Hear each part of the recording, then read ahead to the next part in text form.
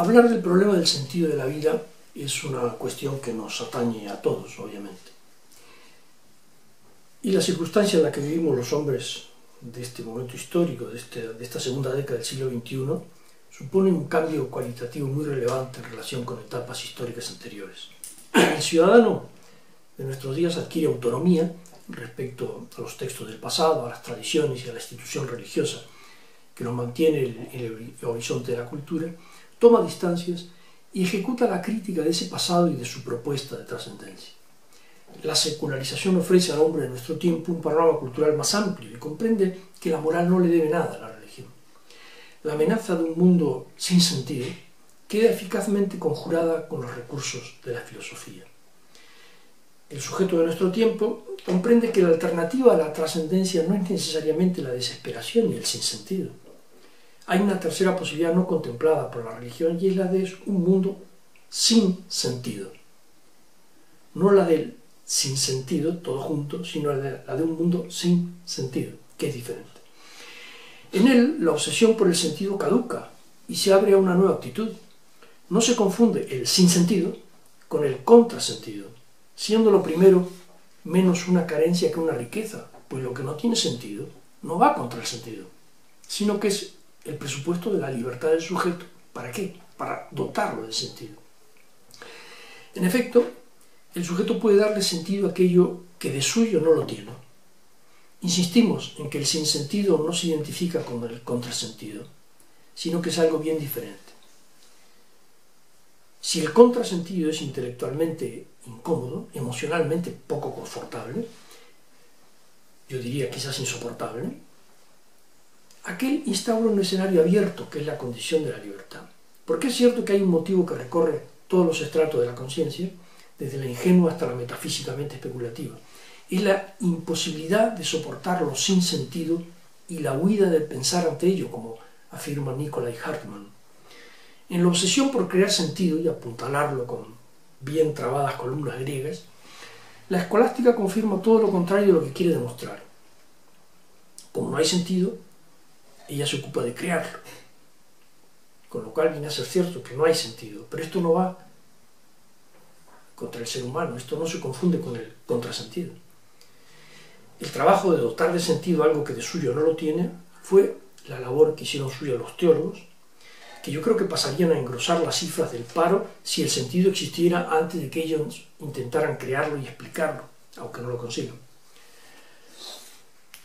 Pero los teólogos han sido relevados por la cultura, por el pensamiento, por la filosofía.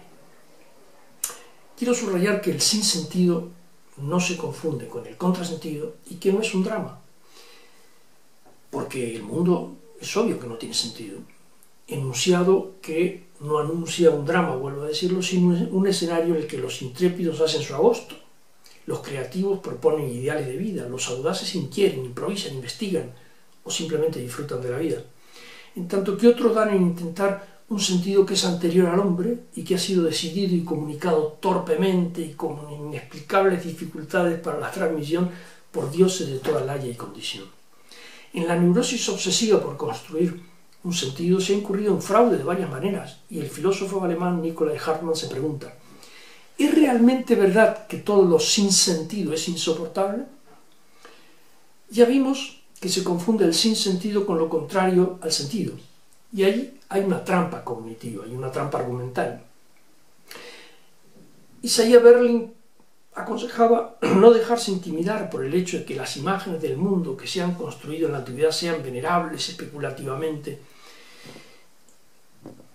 construcciones del espíritu, en definitiva porque el espíritu mismo se deja engañar por lo que sin notarlo entra en juego en él y los motivos de los que edifica no son siempre dignos de sus obras.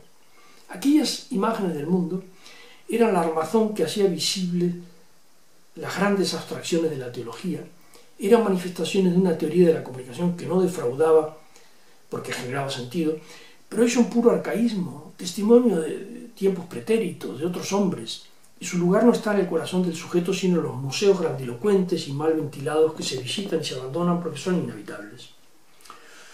Hartmann escribe que una vez que ha despertado a la plena conciencia de la libertad, el hombre no puede dejarse robar la autodeterminación, pero sigue aferrado como un retrasado a la idea de la providencia en los sucesos cósmicos. No hay providencia en los sucesos cósmicos. Se trata de una idea que se le ha metido en su sentimiento del mundo y por eso se aferra a ella. Y por insignificante que sea la antinomia objetiva de la providencia como antinomia subjetiva en la conciencia humana del mundo y de sí mismo, es un hecho real, tiene mucho peso y está en condiciones de paralizar al hombre. El filósofo dice que al hombre solo puede liberarlo de esa creencia un resuelto sacudirse de sí, sacudirla. Pues la de la providencia es el argumento de la humana flaqueza, del dejarse ir, del camino más fácil. Esa venerable metafísica es característica de la axiomática tácita de casi toda la metafísica especulativa, escribe Hartmann, y sus creadores han procedido desde siempre preponderantemente de la teología. Como escribe Puente-Ojea, especialista en los orígenes del cristianismo como ideología, el ser humano tarda en resignarse a la honda fisura de su ser que introduce la conciencia. Rota su integración animal originaria en la naturaleza, el ser humano busca patéticamente una reintegración de la armonía en mundos soñados que suturen la fisura y le devuelvan la seguridad total que el imaginario colectivo de su edad de inocencia le garantizaba. En la teoría de la comunicación de la escolástica no está prevista la duda, y sí una colección de respuestas inequívocas para todas las preguntas. Acontece que nuestro tiempo cambió las preguntas del examen, y el aprendizaje de aquellas respuestas ya no es útil para el sujeto. Si el mundo se configura como un conflicto de interpretaciones, estamos ante el fin de los metarrelatos, como diría François Lyotard, en los que podía fundarse una teleología ante la incredulidad respecto a las metanarrativas legitimadoras. Y ante el conflicto de interpretaciones hace falta que los intérpretes ofrezcan argumentos, como dice Batimer, pues, como afirmaría también Habermas, y hemos recogido en otra charla, la herida que abre una pretensión de verdad que se ha vuelto problemática debe curarse a través de los discursos. Y la epistemología dirá que la historia no tiene sentido. Pero nosotros podemos decidirnos por un sentido u otro. Karl Popper escribe lo siguiente: si bien la historia carece de fines, podemos imponérselos. Y si bien la historia no tiene significado, nosotros podemos dárselo.